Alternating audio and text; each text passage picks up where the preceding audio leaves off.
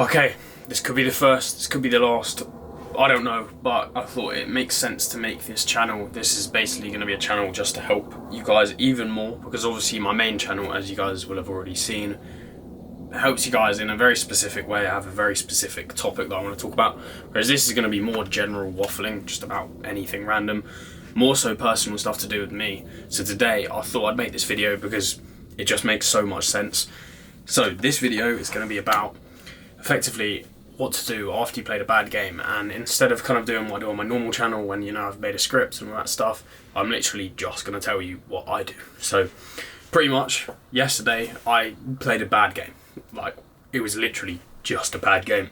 I didn't play well, my legs felt terrible before, I just couldn't turn, I couldn't move, like my legs they just didn't work. And you know, sometimes you get one of them days, largely due to maybe overtraining, maybe doing a little bit too much work, maybe, you know, a couple things tweaked, like things just weren't right. So I played a bad game, and when I was younger, what happened when I played bad games was I used to literally get so upset about it, it would ruin my mood for the week, maybe even the month. Like, it sounds ridiculous, but that's like how I was. Whereas now, as I've got a little bit older, I've learned a lot more about football. I have a pretty good routine and kind of method for kind of just moving on with football, and because this is something that's so key in life, and especially football, is that there's a game like every few days. Like, it's ridiculous, right? There's so many games, there's so many different opportunities that you'll get, that if you play one bad game, you actually have to put it in perspective and just tell yourself, like, it actually doesn't matter. Like, it literally doesn't matter, because you're 3 days away from your next training session or your next game. And then boom, you might have an amazing game. Like, football changes all the time, so that's the most important thing to remember. Like, I played a bad game yesterday, right? And I don't want to jinx things, but I've got a game on Saturday in the FA Cup, and like, I could play amazing, and then it doesn't matter. This was my last pre-season friendly, and I played against a team in the league above, Real Bedford, for those of you who know non-league. And like, I've played them before, and I was good, you know, played well. I've done my job as a left back, but for some reason yesterday I just couldn't do it. Like, I just couldn't do it. And as a footballer, you are going to have some days like that where just things don't go well for you, and you play a bad game. It happens from all the way from the Premier League all the way down to Sunday League. It just happens. Sometimes you're going to have a game where you play badly. So it's very important to put things into perspective, understand that it doesn't actually matter, right? Obviously, if you play bad game over bad game over bad game, you keep going and going, then obviously something really needs to change in your routine. But overall, if you play a bad game once, it's like, honestly, it's fine. So number one, put it into perspective. Now when I finish my games, I just think, like, fuck it, it doesn't matter. Like, you know, I got training tomorrow, the next day. I'll just do my recovery work, and then I'll move on from it. So that's the second point. You have to keep your discipline, because as a human, as someone attempting to become a professional athlete, you cannot be basing your actions off your emotions, because that's not, like, to become a professional athlete, you are literally, there's this many people who want to do it, and this many people who do it, maybe even smaller than this gap here. So you have to have so much discipline to the level where you're not missing a single day. Like, you're literally not missing a single day. You got to do it for years and years and years, and you can't miss a single day. And it sounds harsh, of course, you might miss one day, but overall you have to basically eliminate as many missed days as possible and just turn up every single day, every single night, every single bit of stretching, every single bit of foam rolling that you do, every single ice bath. All of that adds up, and it's an accumulation.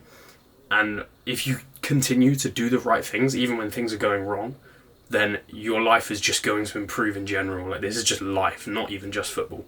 So that's the second thing. You have to have a level of discipline. After you finish a bad game, you can't just start crying about it, you know, just go home and just go to sleep or whatever, and, you know, eat loads of junk food and just be an idiot. You can't do that. You actually can't do that. Like, it's kind of, it's easy to do in a way, but you can't do that. You have to go home, have an ice bath, have your protein powder, as I did, you know, get the protein in. You've got to start thinking about the next game, because it comes around so quickly, and if you blink, you're going to miss the entire thing. You can't take a second off it, in a way.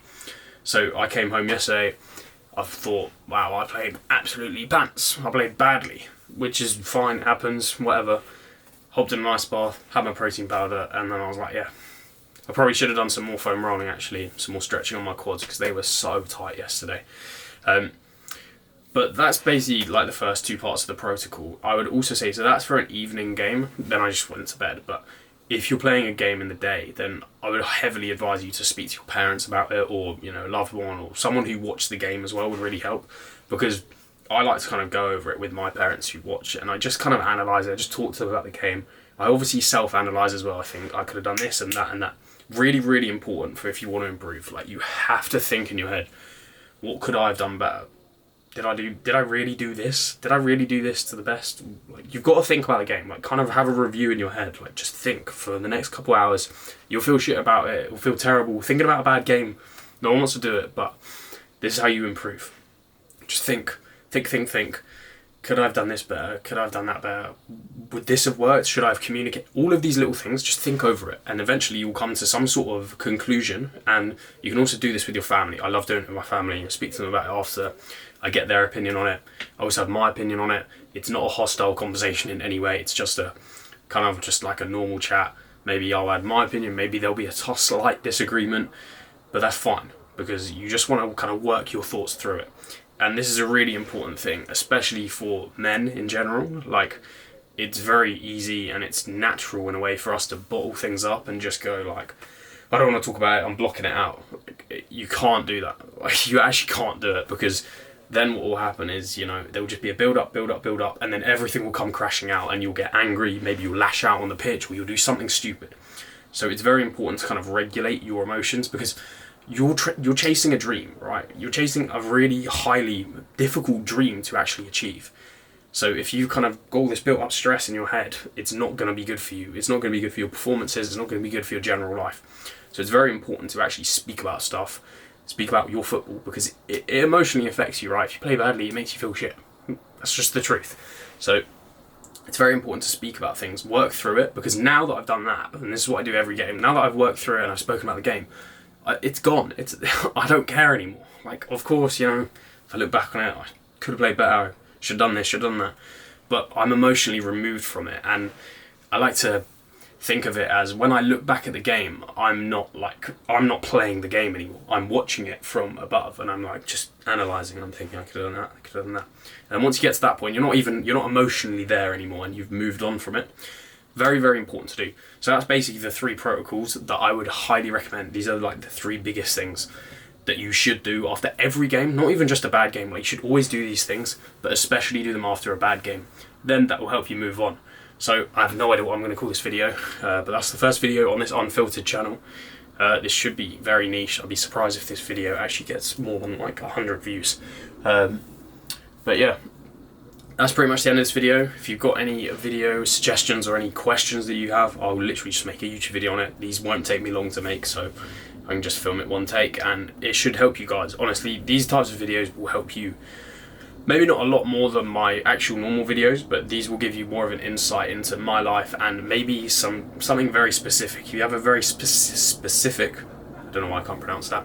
If you have a very specific, oh my god, I'm doing it again. If you have a very specific problem, then this channel will be for you, and I'll get all of your questions answered. So that's the end of the video, and I'll see you in the next one.